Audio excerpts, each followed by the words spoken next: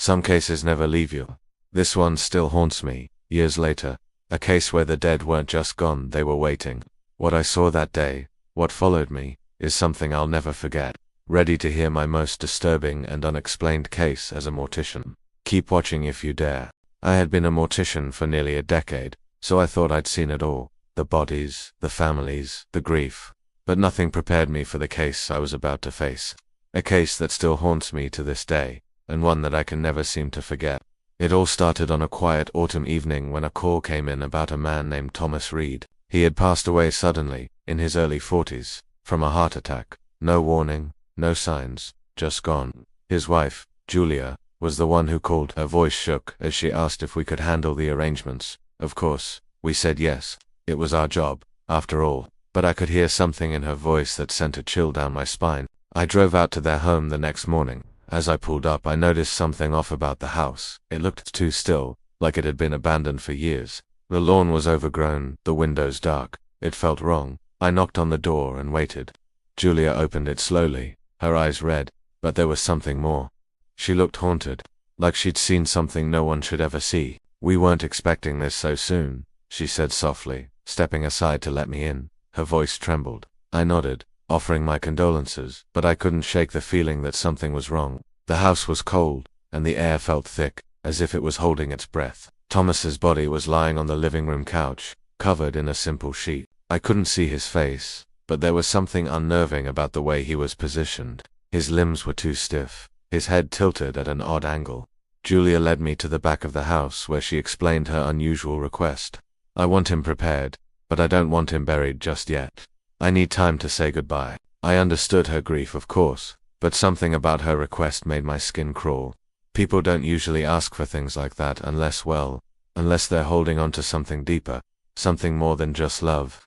I agreed to store Thomas's body in our cooler, but I noticed, as I was preparing him for the trip back to the funeral home, that his body seemed heavier than usual, as if something was pulling him down, something I couldn't explain. I chalked it up to my own fatigue, maybe just nerves. But even as I placed him in the vehicle, I couldn't shake the feeling that his eyes were following me. I checked the mirrors twice, just to be sure. At the funeral home, we placed Thomas in our cooler. I took extra precautions, keeping him in the deepest part of the room, away from the other bodies. It wasn't that I feared the dead, no. I had long since stopped fearing that. It was just there was something unsettling about Thomas, something that kept whispering in the back of my mind. The days passed, and Julia continued to visit. She'd come by at odd hours, sometimes in the dead of night, her eyes wide and unblinking. She always had a new request. First, she wanted candles in the room, then incense, then flowers fresh, never wilted. But no matter what we did, the atmosphere in the cooler never changed. It was still thick, suffocating, as if the room itself was waiting for something. Then, a week after Thomas's death, things took a strange turn. I walked into the cooler early one morning to check on the bodies. The others were, as they should be, still silent. But when I reached Thomas's section, I froze. The sheet was gone. I quickly scanned the room. No one else had been in there. I hadn't seen anyone enter, but the sheet, it was just gone. I tried to rationalize it. Maybe the staff had moved it during the night, but none of them had mentioned anything. And besides, the sheet wasn't just folded up neatly, it was completely gone. No trace. I couldn't explain it. I called Julia, but she was different. Her voice, once shaky and uncertain, now sounded cold, almost robotic. She insisted on coming over immediately. By the time she arrived, I was still standing by the empty cooler, my mind racing. When she entered, her eyes flickered to the space where Thomas had been. She didn't seem shocked at all. Instead, she just walked over and stood by it, as though she knew exactly what I'd seen. "Do you think he's ready?" she asked quietly. Ready? Ready for what? I wanted to ask more, but I couldn't. My throat was tight. I had the feeling that whatever was happening, I didn't want to understand it. I wanted to walk away, pretend I hadn't seen anything strange, but I couldn't. My feet felt like they were glued to the floor. Julia stepped forward, her hand gently brushing over the empty slab where Thomas had once lain.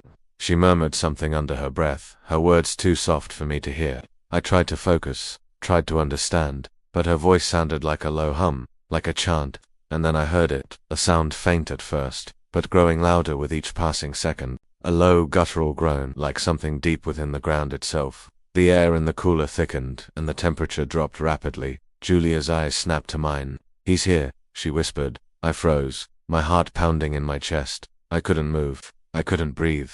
Something was in the room with us. I didn't know what it was, but I knew it wasn't just Thomas. The groaning grew louder. The floor beneath us seemed to tremble. It wasn't just the air that felt heavy, now everything did. Even the walls seemed to be pressing in.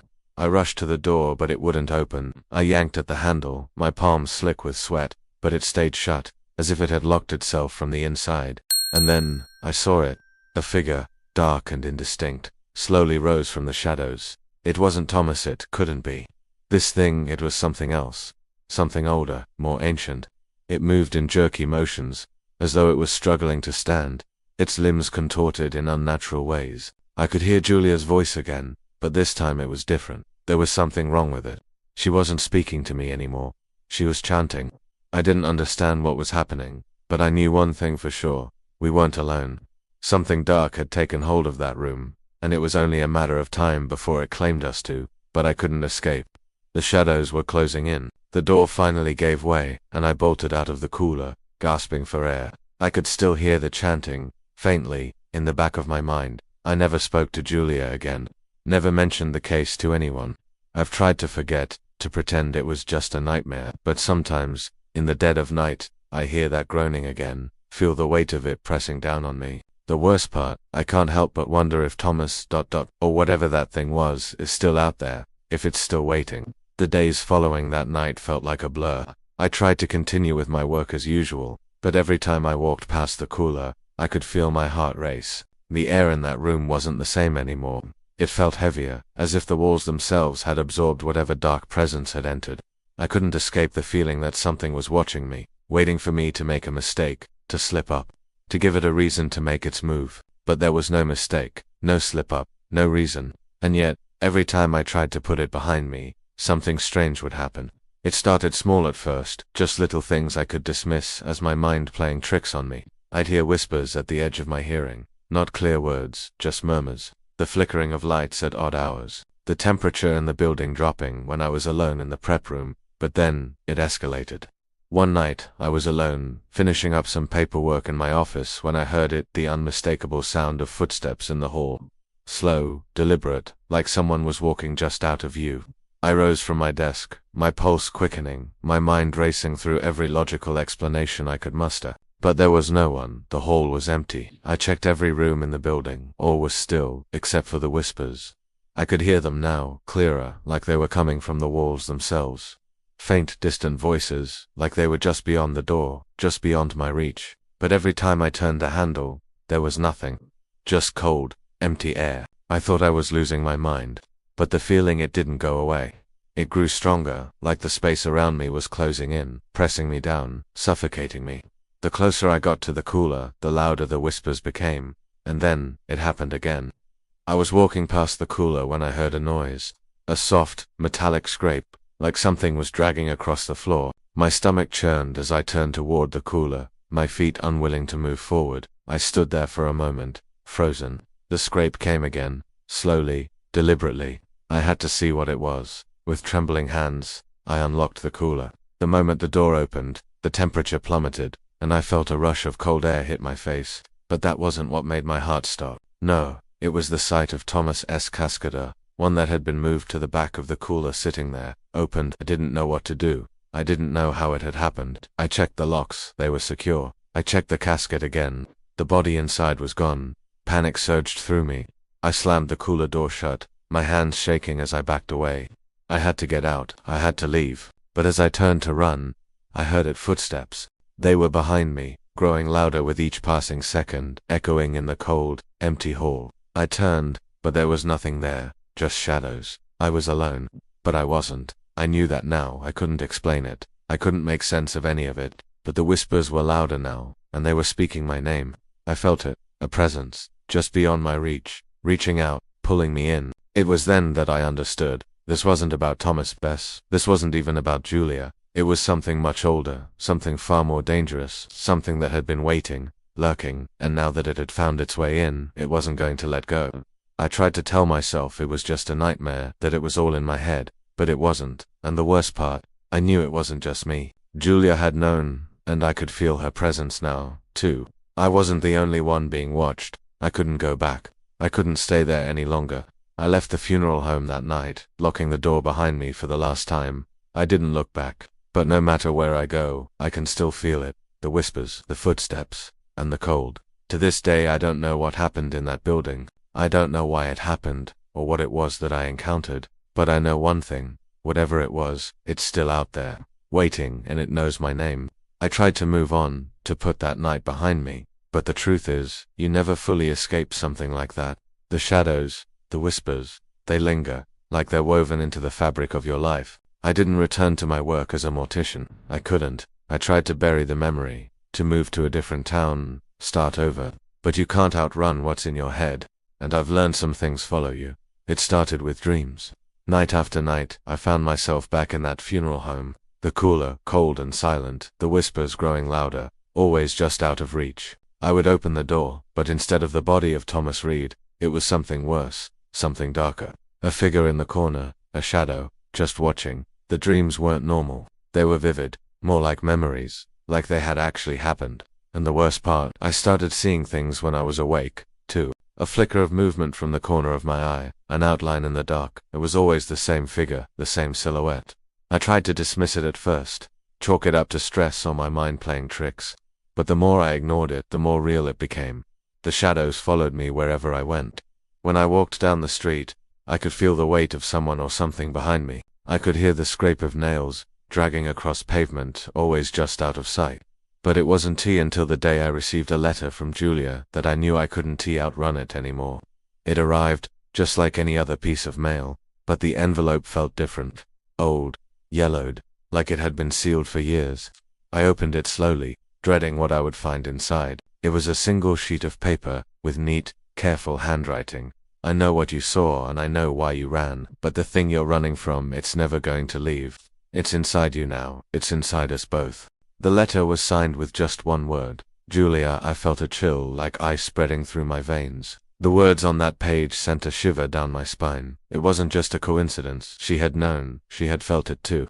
That thing, that dark presence, wasn't just in the funeral home. It wasn't just something I had experienced, it was now a part of me. I thought of calling her, but I couldn't. Something inside me told me that speaking to her again would only drag me deeper into whatever nightmare I had barely escaped. I threw the letter away, but I knew, deep down, it wasn't gone. Whatever it was, it had a claim on me now, and there was no escaping it. That night, I went to bed exhausted, mentally drained from everything that had happened. But sleep didn't come easy. As soon as my eyes closed, the whispers returned. They were louder now, almost unbearable. It was like they were inside my head, speaking to me, calling my name. I tried to shake it off, but the whispers grew louder, more demanding. I felt a weight on my chest, pressing down on me, as if something was sitting on top of me. The darkness in the room seemed to thicken, pressing in from all sides. I tried to scream, but no sound came out. I tried to move, but my body wouldn't obey. And then, I felt it, cold, clammy fingers brushing against my skin. I couldn't breathe, couldn't scream, couldn't move. The figure from my dreams, the one that had haunted the funeral home, was standing right next to my bed. I could feel its presence, smell the staleness of its breath. It was there, in the room with me, watching, waiting. I could hear it now, the voice, clearer than before. It was a whisper, but it felt like it was coming from inside my head. You can't escape it, you never could. I jerked awake, gasping for air, my heart pounding in my chest. The room was silent, still, but I knew it wasn't over. I could still feel the cold, the weight, the presence. It was real. It was here. I ran to the window, desperate to escape, but the world outside was just as dark. The streetlights flickered, casting long shadows across the pavement. I stumbled back, feeling dizzy, like the ground beneath me was shifting. I knew that whatever was following me was closer than ever. I reached for my phone, but the screen was blank. No signal, no connection to the outside world. I was alone, trapped. The door slammed shut behind me. I turned to face the shadow. It was standing in the doorway, its form shifting and writhing, like it was made of smoke and darkness. It didn't have a face, just a blank, empty void where its eyes should have been. It stepped forward, and I felt my legs give out beneath me. I couldn't run, I couldn't hide. And then, in the darkness, I heard a voice. You never should have run. It wasn't Julia's voice, it was something else, something deeper, more ancient. I couldn't move, couldn't speak. The darkness closed in, swallowing everything around me. I woke up the next morning, drenched in sweat, the morning light pouring through the window. The figure was gone, but I knew it wasn't over. I knew it would never be over. Whatever it was still out there, and it was waiting for me to make the wrong move. The days blurred together. I couldn't tell if I was awake or dreaming anymore. The line between reality and whatever nightmare had claimed my life was thin, fragile. It felt like I was living in someone else's story, someone who had already lost control. I tried everything to break free. It was like the thing that had haunted the funeral home, that dark presence, had followed me, settled into my skin. No matter where I went, it was there. It whispered to me in the silence of the night, called to me in my dreams. When I walked down the street, I could feel its eyes on me, like it was waiting for me to stop, waiting for me to take a breath. I thought about Julia, about that letter, the words she wrote, the way she'd known. I wasn't the only one feeling this. She had been trapped too, and I knew, deep down, that she wasn't done. It was only a matter of time before we crossed paths again. I could feel it in my bones. The pull was getting stronger, like it was guiding me to her, pulling us back together, back to the thing we couldn't escape. I couldn't stay in my apartment any longer. The walls, the darkness, the whispers, it was too much. I packed my things, not really thinking, just moving, just trying to get away from the suffocating presence that haunted me. But no matter how far I went, it followed. It always followed. I ended up in a small town, miles away from everything. The air was different here, cleaner, lighter. But the moment I stepped off the bus, I knew it was only temporary. The whispers weren't gone. They were quieter, more distant, but they were still there. It was late that evening when I got the message. My phone buzzed, and I almost didn't want to look at it, but I did. "We need to talk. Meet me at the old church. I'll be waiting. Julia." I felt a cold sweat break out on the back of my neck. I hadn't heard from her in weeks. Since the last letter, I had tried to forget. But now, I had no choice. I knew what had to happen. I had to face it. I had to face her and whatever was waiting for us at that church. The church was on the outskirts of town, abandoned for years, its windows boarded up, its steeple crooked and decayed. I stood outside for a long time, staring at it, feeling that same weight, that same suffocating pull that had haunted me. When I stepped inside, the smell hit me first, musty damp, like the building itself had been asleep for years, but it wasn't empty. Julia was there, standing in the middle of the aisle, her back to me. I called her name softly. She turned slowly, her face pale, her eyes wide and hollow. There was something wrong about the way she looked. Something had changed. She wasn't the woman I remembered. She was different. "You came," she said, her voice flat, empty. I replied, my voice trembling.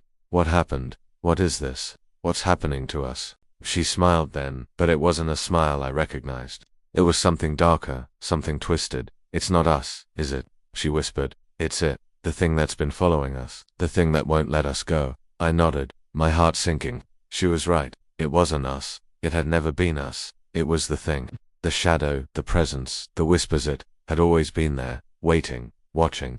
Julia walked toward me, her movements slow, deliberate. "I tried to resist it," she said, "but it was too powerful. It was inside me before I even knew. And now, she paused, her breath catching. "Now it's inside you too." I wanted to run, to leave, but my legs wouldn't move. I couldn't. Something about her, about this place held me in place. "You can't run from it," she whispered, taking another step closer. "It will follow you, no matter where you go. It's in the air, it's in the ground, it's everywhere, and now, it's here." I didn't understand. "What do you mean? What is it? What does it want?" Julia's eyes shifted, her gaze darkening. "It wants us. It wants to take us, to consume us. We're not alive anymore. Not really. It's been feeding on us, drawing us in, until there's nothing left." I took a step back. My heart was pounding, my hands were shaking. I wanted to scream, but I couldn't. The silence in the church was too thick, too heavy, and then I saw it, a shadow darker than the rest, moving slowly toward us, rising from the floor like smoke, like it was alive. It was a form, not a person, not a thing, but something in between. It stretched across the floor, its tendrils reaching out like fingers, pulling everything around it into its dark, empty void. I looked at Julia, but she wasn't looking at me anymore. She was staring at the shadow, her eyes wide with fear, her mouth moving, but no sound came out. She was lost. It was coming for me now, for both of us. I could feel the air change, the temperature dropping again, the whispers returning louder than ever. They were all around me, in my ears, in my head. The shadow was closing in, and I knew that if it reached me, I wouldn't be able to escape. It would swallow me whole, just like it had swallowed Julia, and that's when I realized the truth. There was no escape, there was no running. This thing, this shadow had been waiting for us from the beginning. It was never about Thomas. It wasn't even about Julia or me. It was about something much darker, something ancient, and it had found us. I stood in the dark, the air thick with silence. The coldness of the stone beneath me was all I could feel. I was deeper in the church now, beneath the altar, where nothing but shadows clung to the walls, where the whispers grew louder, more distinct. I could hear my own breath, shallow, panicked, yet I had to keep moving. I had no choice. The moment I landed at the bottom of the steps, I knew that I was in the heart of it, the source of everything that had tormented me. It was here, beneath this place, where it had started. The darkness wrapped itself around me, tighter, colder. I could barely see. My eyes had yet to adjust to the overwhelming blackness, but I could feel the weight of something nearby.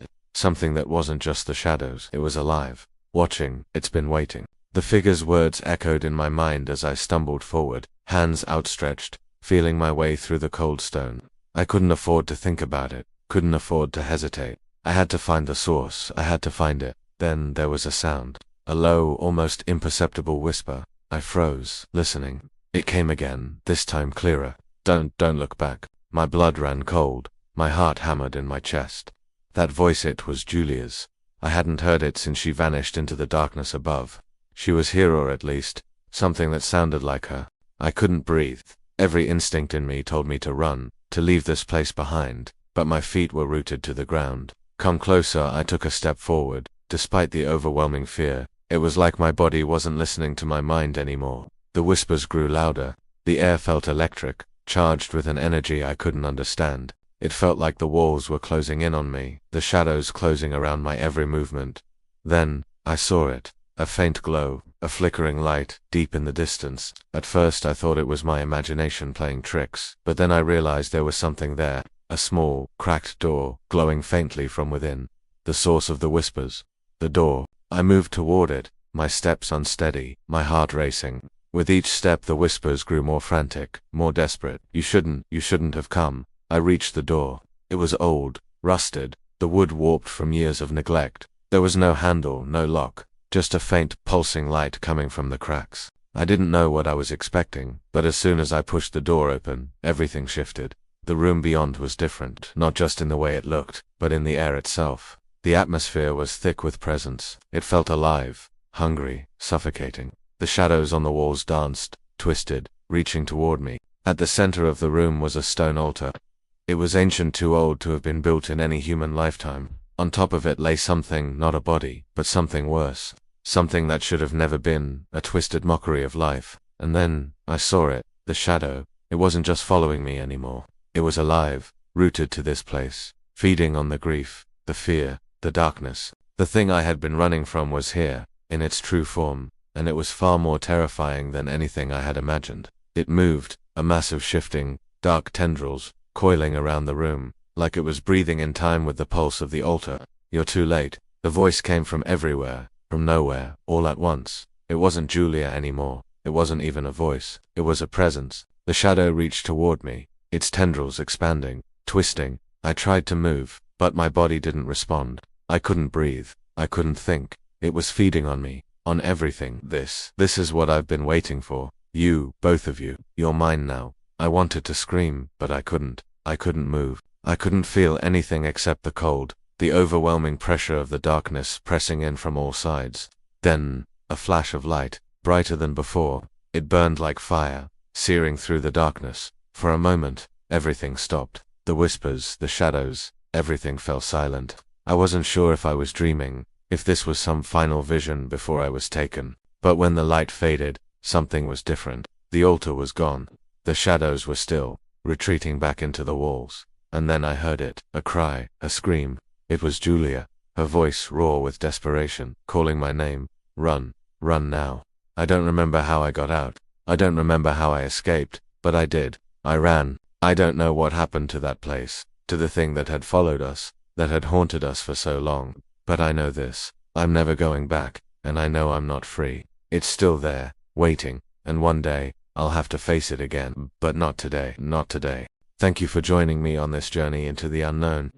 If this story left you questioning what's real, make sure to hit that subscribe button. You don't want to miss the next tale, one that will keep you looking over your shoulder. Have you ever experienced something unexplainable? Drop your thoughts or stories in the comments below. And if you know someone who enjoys a good scare, share this video with them. Remember, some things never truly leave us, they just wait. See you in the next one if you dare.